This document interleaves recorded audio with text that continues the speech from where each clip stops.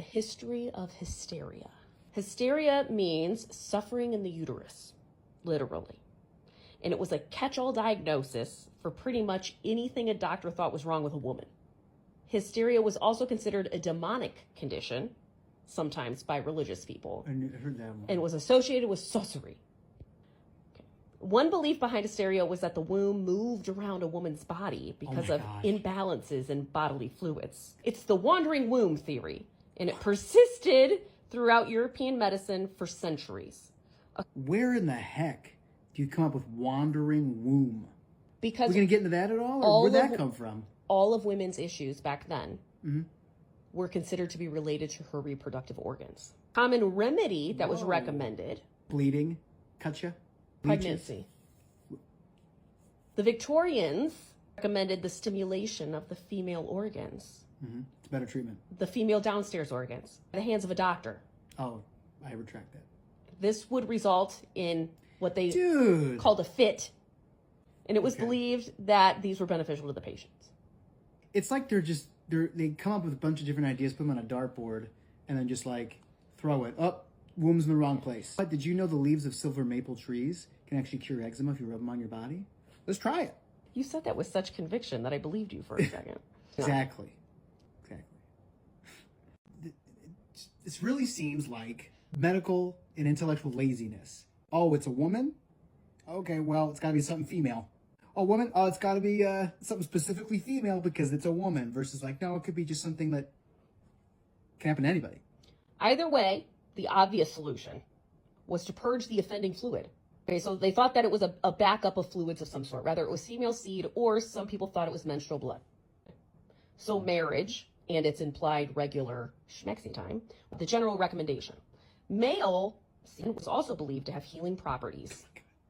So intercourse served two purposes. So like, oh man. He was really doing her a favor. Not only are you going to be incredibly uninterested in properly diagnosing women, and you have catch-alls, disregard them and say, oh, it's a female thing. But in addition, the male fluids, the female fluids are hurting them, but the male fluids, healing properties. So, like, we're also going to, like, deify men as well. You're degrading one sex by saying, oh, your own fluids are the problem, and slightly deifying the other by saying, oh, it's like, male fluids, though, that's the antidote. They're healers. That is nuts. That is nuts. That is nuts. Healing properties. That is nuts. That is nuts. Okay, so now we're up to 1637. Okay. There is a text. It explains that when schmexual fluids are not regularly released, the heart and surrounding areas are enveloped in a morbid and moist exudation. And that these fluids just like need to be released. For young, well, what would young or unmarried women do? And widows and nuns, or married women who are unable to achieve an O, which was very common at the time, still very common. Midwives were occasionally employed to manually stimulate and release the offending fluids. It doesn't seem so coincidental then that most modern treatments for hysteria involved regular marital schmex, marriage or pregnancy, and childbirth, which were all proper activities for a proper woman. So the cure was to return back to being a proper woman when males presented with the same issues, that they were not diagnosed that way. It was the gendered stereotypes, like the ideas that women should be submissive, even-tempered, sexually inhibited. It has caused just tremendous damage throughout history, and it continues to do so. This is not something trapped in the past, necessarily. We just use different terminology for it. This is a systemic thing. It's been around for forever. Since 1900 BC, at least. Now we're in the 19th century. According to 19th century psychiatry, female independence was madness. The received medical wisdom of the age was that assertive, ambitious women were unnatural and therefore sick. For centuries, women's natures had been thought inextricably linked to the reproductive organs. And over time, this supposedly scientific fact had evolved into the belief that it was natural for women to be fulfilled solely by being wives and mothers. A testimony from a housewife that was admitted to the psych ward for hysteria by her husband. She was a housewife. Her name was Elizabeth. She had 6 kids. She had simply stood up to her domineering husband as she would record in a defense of her sanity that she wrote while in the asylum, she'd insisted, "I, though a woman, have just as good as a right to my opinion as my husband has to his." But assertive women in those days were swiftly dispatched to asylums, institutionalized for causing the greatest annoyances to the family and for defying all domestic control. A husband could arrange the committal of their wife simply for the reason of the husband's request, and specifically without the evidence or insanity required in other cases. So like if you had to prove somebody else was insane in another manner, it would take more evidence than it took for a husband just to say his wife was insane and neat. That's all he had to say. Then she had to defend her sanity. That's crazy, oppressive. That is crazy. Which is kind of like a double setup, because if you're having to be in court or wherever you're having to be to defend your sanity, you're being outspoken. Basically, hysteria was a medical explanation for everything that men found mysterious or unmanageable in women. So any woman who rejected her submissive domestic role was medically impaired. One doctor in 1858 is recorded as saying, after visiting a all-girls school, "You seem to be training your girls for the lunatic asylum."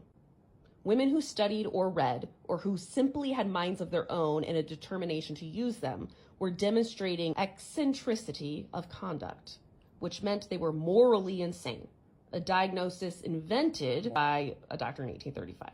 They were to be locked away until they conformed to a more natural feminine behavior. Oh my gosh.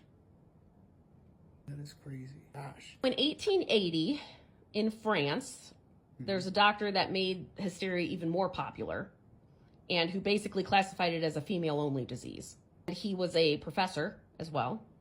He would teach classes specifically about hysteria. One of his medical students was no other than Sigmund Freud. And Freud, working with his partner, decided to develop this professor's theories even further and wrote several studies on female hysteria. Freud, working with his partner, decided to develop this professor's theories and wrote several studies on female hysteria. He believed that hysteria was a result not of a physical injury in the body, but of a psychological scar produced through trauma or repression. A little better. Specifically, this psychological damage was a result of removing male sexuality from females. Okay.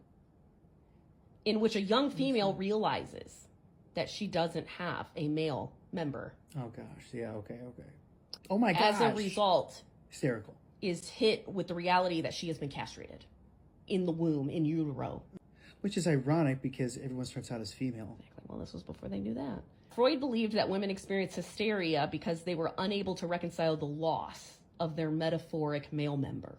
With this in mind, Freud described hysteria as characteristically feminine and recommended basically what every other man treating hysteria had through the years recommended, which was get married and have schmexual. The ideal was that a woman could regain her lost male member by marrying one and potentially giving birth to one.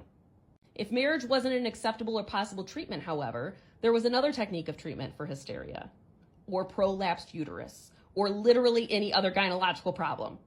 And it rose in popularity in the 17th century, and it was titled uterine massage. What's that?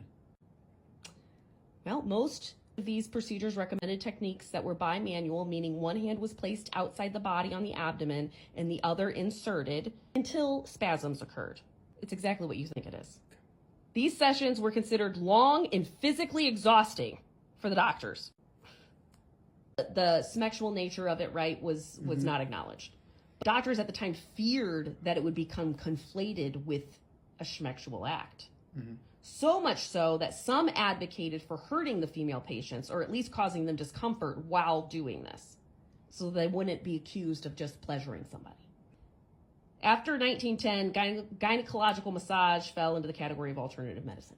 Hysteria was formally studied as a psychological disorder in the DSM. Until, what do you think, what year? 1970. 1980. Another way that hysteria has negatively impacted women is the history of hysteria has contributed to the stigma and obstacles that women face when seeking medical treatment, obviously, but particularly for reproductive and pelvic illnesses. And it set back research because the answer was always men. Every single time. That is, gosh. Still see this kind of attitude today because men do dominate medicine. There's this overprescription, whether it be of mental health or whether it be of like cycle related or menopausal related things that you just have to live with. Sorry. Women don't feel listened to today, like by their medical providers and stuff like that. They're so quick to assign a psychiatric diagnosis. They're so quick to assign a psychiatric diagnosis. A third of women will be diagnosed with anxiety or depression in their lifetime, compared to 2 out of 10 men for the same presenting symptoms. Yeah, I mean, like the rate % difference for the same symptoms. Yes. That's significant. A lot of these basic disorders, anxiety, depression, are managed by your PCP. This is not like diagnosed by a psychiatrist. So they studied 840 of these patients. They had people in this study that had major depressive disorder, bipolar disorder, panic disorder, generalized anxiety disorder, social anxiety disorder. This was the ultimate misdiagnosis rate for each section. Major depressive disorder, 65.9%. Hey, oh my gosh. 71% for generalized anxiety disorder, 92.7% for bipolar disorder. Yeah. Oh my God. This is happening. This is real time. 85.8% for panic disorder, 97.8% misdiagnosis rate for social anxiety disorder. That those people did not actually meet the criteria for those diagnoses. So they're being treated for something they don't have and not being treated for something they might have. Yes. These were the primary care provider Yes, get a patients. psychiatrist. There needs to be enhanced diagnostic screening in the primary care setting at the very least